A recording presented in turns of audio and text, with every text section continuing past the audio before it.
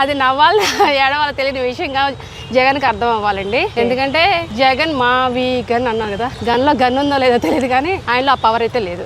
అది తీసి పక్కన పెట్టేస్తే అతనికి ప్రతిపక్ష హోదా కూడా రాలేదు కదా. రానప్పుడు అతనికి ఎందుకు శాలరీ ఇచ్చి ఇంకా గవర్నమెంట్ ఎందుకు అలవెన్స్లు ఇస్తుందో నాకైతే అర్థం కావట్లేదు.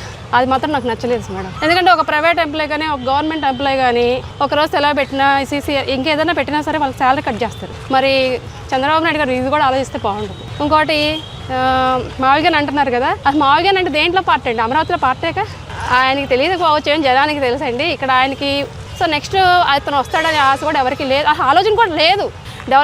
చంద్రబాబు నాయుడు విజన్ ఉన్న పర్సన్, అతను విజనరీ చూసుకోవాలి. ఇప్పుడు మనకున్న మైన్స్ కానీ మనకి ఇక్కడ కర్నూలులో ఉన్నాయి గోల్డ్ మైన్స్ డెవలప్ చేస్తున్నారు కదా, మనకున్న సీపోర్ట్ని డెవలప్ చేస్తున్నారు కదా, ఇంకా ఉచిత పథకాలు చాలా ఇస్తున్నారు. ఓకే, పేదవారు యూజ్ చేసుకుంటారు కాదంటలేదు, వాళ్ళు మంచిగానే చేస్తున్నారు. ఇప్పుడు ఉన్న కూటమి ప్రభుత్వము చాలా మంచిగా చక్కగా చేస్తుంది.